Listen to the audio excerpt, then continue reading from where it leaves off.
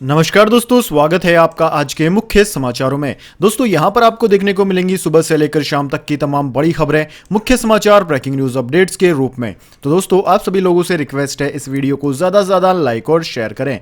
तो दोस्तों सीधे चलते हैं आज की पहली बड़ी खबर की ओर।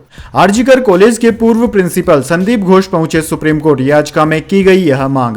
जी हां दोस्तों, कोलकाता के आरजीकर मेडिकल कॉलेज के पूर्व प्रिंसिपल संदीप घोष ने बुधवार को सुप्रीम कोर्ट में याचिका दायर की है। इस याचिका में कहा गया है कि कलकत्ता हाईकोर्ट ने भ्रष्टाचार केस में जांच सीबीआई को सौंपने से पहले उनका पक्ष नहीं सुना। घोष ने हॉस्पिटल में हुए रेप की घटना को भ्रष्टाचार के आरोप से जोड़ने वाली हाईकोर्ट की ओर से की गई टिप्पणी को हटाने की भी मांग की है। सुप्रीम कोर्ट शुक्रवार 6 सितंबर को इस याचिका पर सुनवाई करेगा। वहीं दोस्तों 23 अगस्त को कलकत्ता हाईकोर्ट ने आरजीकर अस्पताल में कथित वित्तीय अनियमितताओं की जांच राज्य की गठित विशेष जांच दल एसआईटी से सीबीआई को ट्रांसफर करने का आदेश दिया था। चलिए जान लेते हैं अगली खबर। वसुंधरा राजे की जिद के आगे झुक गई पार्टी, किया चौंकाने वाला खुलासा। जी हां दोस्तों, राजस्थान की पूर्व मुख्यमंत्री वसुंधरा राजे अपने बयान से लगातार सुर्खियों में है। पिछले 2 दिन में उन्होंने इशारों में अपने विरोधियों में जमकर निशाना साधा। राजे ने बुधवार को झालावाड़ में बीजेपी की सदस्यता ली और कहा कि धैर्य रखो तो मंजिल जरूर मिलती है। इस दौरान उन्होंने चौंकाने वाला खुलासा किया। वसुंधरा राजे ने कहा कि उन्हें जयपुर में सदस्यता ग्रहण करने के लिए कहा गया था, लेकिन मैंने निर्णय लिया कि मैं अपने घर झालावाड़ में ही सदस्यता लूंगी। चलिए दोस्तों जान लेते हैं अगली खबर। प्रधानमंत्री नरेंद्र मोदी सिंगापुर पहुंचे, ढोल भी बजाया, भारतवंशी महिला ने राखी बांधी। ब्रुनई में चीन का नाम लिए बिना कहा था भारत विस्तारवाद के खिलाफ है। जी हां दोस्तों, पीएम मोदी ब्रुनई के दौरे के बाद 2 दिन की यात्रा पर बुधवार को सिंगापुर पहुंचे। यहां पीएम लॉरेंस वोंग ने उनका गर्मजोशी के साथ स्वागत किया। इसके बाद वे प्रधानमंत्री मोदी के सम्मान में डिनर भी होस्ट किए। इससे पहले दोस्तों सिंगापुर शहर पहुंचे प्रधानमंत्री मोदी का भारतीय समुदाय के लोगों ने भी स्वागत किया। इस दौरान पीएम मोदी ने ढोल भी बजाया। मोदी के स्वागत में पहुंचे कलाकार ढोल की धुन पर नृत्य करते नजर आए। लोगों ने प्रधानमंत्री मोदी को भगवा रंग का गमछा भेंट किया। चलिए दोस्तों जान लेते हैं अगली बड़ी खबर। सैम पित्रोदा बोले, राहुल गांधी पिता राजीव गांधी से ज्यादा समझदार हैं, वे अच्छी स्ट्रेटजी बनाते हैं, उनमें प्रधानमंत्री बनने के सारे गुण हैं। जी हां दोस्तों, आपने बिल्कुल सही सुना। राजीव गांधी की तुलना में उनके बेटे राहुल गांधी ज्यादा समझदार हैं। वे बौद्धिक होने के साथ साथ एक बेहतरीन रणनीतिकार भी हैं। राजीव थोड़ा ज्यादा मेहनती थे। दोनों का डीएनए एक जैसा है। दोनों नेता इंडिया ऑफ इंडिया के संरक्षक हैं। गांधी परिवार के करीबी और इंडियन ओवरसीज कांग्रेस के अध्यक्ष सैम पित्रोदा ने शिकागो के न्यूज एजेंसी पीटीआई को दिए इंटरव्यू में यह बातें कही।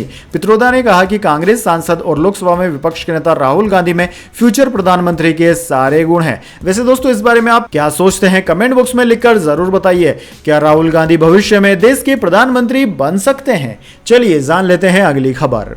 राहुल गांधी बोले, जम्मू कश्मीर में एक राजा बैठा है, नाम एलजी है। राज्य को यूटी बनाकर लोगों का हक छीना, हम इसे वापस दिलाएंगे।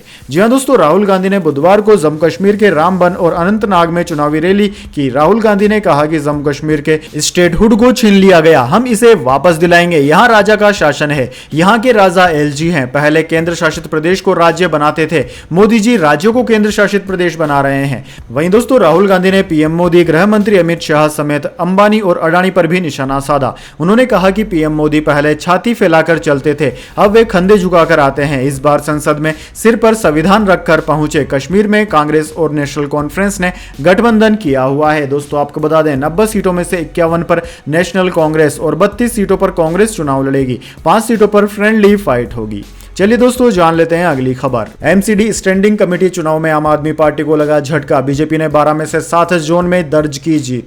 जी हां दोस्तों, दिल्ली नगर निगम चुनाव में बीजेपी ने 12 जोन में से 7 जोन में जीत हासिल की है। इसके उलट आम आदमी पार्टी सिर्फ 5 जोन में ही जीत दर्ज कर पाई। निगम में हुए यह चुनाव अहम है क्योंकि इससे नगर निगम की प्रभावशाली स्टैंडिंग कमेटी के स्ट्रक्चर में बदलाव होंगे। यह कमेटी नगर निगम में अहम प्रशासनिक और वित्तीय मामलों को देखती है। दरअसल दोस्तों बीजेपी के 7 जोन में जीतने से पार्टी ने इन क्षेत्रों से स्टैंडिंग कमेटी के लिए 7 सदस्यों की बढ़त बनाई है और इसके साथ ही कमेटी का नेतृत्व बीजेपी के पास आ गया है, जिसकी निगरानी एलजी करेंगे। इसके अलावा बीजेपी के 2 सदस्य हाउस से चुने गए हैं, जिससे स्टैंडिंग कमेटी में उनका कुल सदस्य संख्या 9 हो गया है।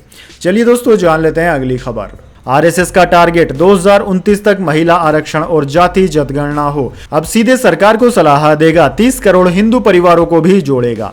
जी हां दोस्तों, देश में जाति जनगणना कराना, डिलिमिटेशन और महिलाओं को 33% आरक्षण। केरल के पलक्कड़ में आरएसएस की अखिल भारतीय समन्वय बैठक में इन 3 बड़े मुद्दों पर बात हुई। इसमें भी जनगणना और महिला आरक्षण पर ज्यादा फोकस रहा। आरएसएस का मानना है कि 2029 तक अगर 33% महिलाएं संसद में आ जाती है तो देश का इतिहास बदल जाएगा। जाति जनगणना पर आरएसएस के स्टैंड से बीजेपी का धर्म संकट खत्म हो गया है, क्योंकि अब तक पार्टी इस मुद्दे पर न खुलकर विरोध कर पा रही थी और न ही समर्थन। क्रीमिलियर में बदलाव पर आरएसएस का मानना है कि आरक्षण से जुड़ी जातियों को भरोसे में लेकर और उनकी सहमति के बगैर कोई कदम नहीं उठाना चाहिए।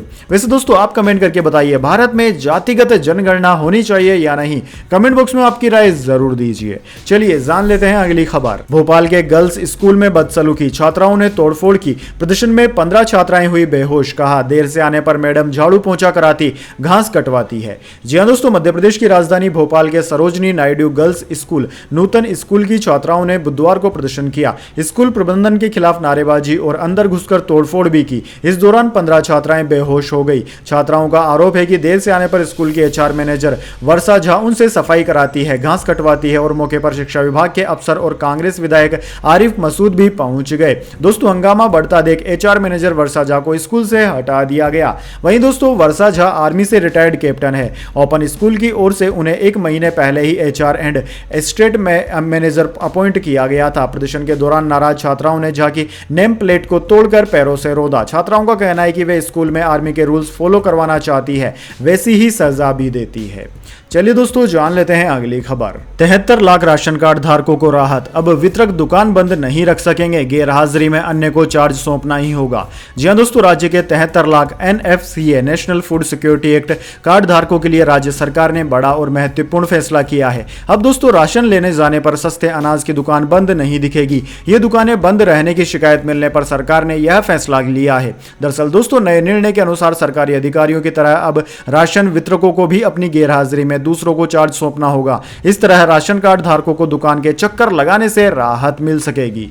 चलिए दोस्तों, जान लेते हैं अगली खबर। पंजाब नेशनल बैंक के ग्राहकों के लिए बुरी खबर, अब हर महीने मेंटेन करना होगा आपको मिनिमम बैलेंस, नहीं तो कट जाएगी जेब। जी हां दोस्तों, पंजाब नेशनल बैंक ने सेविंग अकाउंट से जुड़ी कुछ सेवाओं के लिए लगने वाले शुल्क में बदलाव की घोषणा की है। इस बदलाव में मिनिमम एवरेज बैलेंस बनाए रखना होगा, डिमांड ड्राफ्ट जारी करना, डीडी ड्राफ्ट बनाना, ईसीएस समेत रिटर्न कॉस्ट और लोकर का रेंट का चार्ज शामिल है। दरअसल दोस्तों, नए शुल्क 1 अक्टूबर 2024 से लागू होंगे। यदि किसी भी सेविंग अकाउंट में तय न्यूनतम रकम नहीं होती तो अब बैंक उस पर महीने के हिसाब से शुल्क लगाएगा। बैंक ने एवरेज बैलेंस को 3 महीने के बजाय 1 महीने के आधार पर काउंट करना शुरू कर दिया है। यानी कि दोस्तों, अब अगर आपका अकाउंट ग्रामीण स्तर का है तो आपको 500 रुपए न्यूनतम बैलेंस रखना होगा। सेमी अर्बन है तो 1000 रुपए, अर्बन और मेट्रो शहर है तो 2000 रुपए। इसके अलावा दोस्तों, मासिक आधार पर एवरेज बैलेंस की आवश्यकता ग्रामीण में 500 रुपए, सेमी अर्बन में 1000 रुपए और अर्बन और मेट्रो शहर में 2000 रुपए। यानी कि आपको कम से कम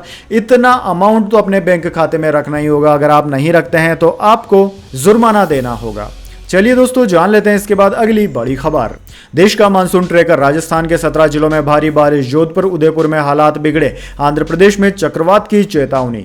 जी हां दोस्तों, गुजरात के बाद अब राजस्थान में भारी बारिश हो रही है। जोधपुर और उदयपुर में बाढ़ जैसे हालात हैं। जोधपुर जैसलमेर रूट पर ट्रेन के नीचे की मिट्टी बह गई, 5 ट्रेनें कैंसिल करनी पड़ी, 2 का रूट बदल गया। वहीं दोस्तों, आंध्र प्रदेश, तेलंगाना और त्रिपुरा में भारी बारिश और बाढ़ के चलते पिछले 7 दिनों में 64 लोगों की मौत हो गई। आंध्र प्रदेश में 17, तेलंगाना में 16 और त्रिपुरा में 31 लोगों ने जान गंवाई। त्रिपुरा में 72,000 लोग विस्थापित भी हुए हैं। वहीं दोस्तों, भारतीय मौसम विज्ञान विभाग ने आंध्र प्रदेश में चक्रवात की चेतावनी दी है। वहीं दोस्तों, भारतीय मौसम विज्ञान विभाग ने आज छत्तीसगढ़, बिहार समेत 19 राज्यों में भारी बारिश का अलर्ट जारी किया है। गुजरात के महिसागर जिले के 106 गाँव में बाढ़ का अलर्ट है। पिछले 6 दिनों में यहाँ पर 49 लोगों की मौत हो गई है।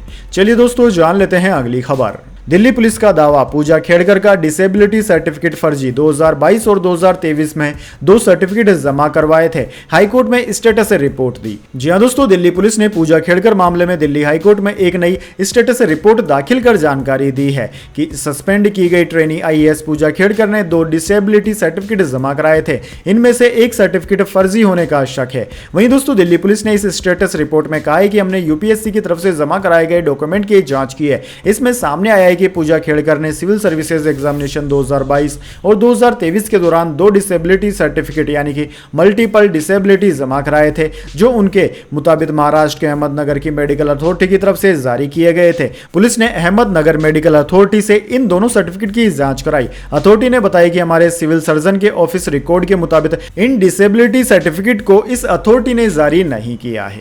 चलिए दोस्तों, जान लेते हैं इसके बाद अगली बड़ी खबर। राहुल द्रविड़ राजस्थान रॉयल्स के हेड कोच बनेंगे, ऑक्शन से पहले जिम्मेदारी संभालेंगे। पहले टीम के कप्तान और मेंटर रह चुके हैं। जी हां दोस्तों, टीम इंडिया के पूर्व हेड कोच राहुल द्रविड़ अब आईपीएल फ्रेंचाइजी राजस्थान रॉयल्स के हेड कोच बनेंगे। टीम के एक अधिकारी ने न्यूज एजेंसी पीटीआई को बताया कि उनकी फ्रेंचाइजी के साथ डील साइन करने की बातचीत आखिरी चरण में चल रही है। वे जल्द ही मुख्य कोच का पद संभालेंगे। वे इस साल के अंत में होने वाले ऑक्शन से पहले खिलाड़ी रिटेंशन जैसे मुद्दों पर टीम के साथ काम करना शुरू करेंगे। हालांकि दोस्तों, अब तक फ्रेंचाइजी की ओर से कोई ऑफिशियल बयान सामने नहीं आया है। टीम इंडिया में द्रविड़ की कोचिंग स्टाफ टीम के मेंबर विक्रम राठौड़ भी रॉयल्स के साथ डील साइन कर सकते हैं।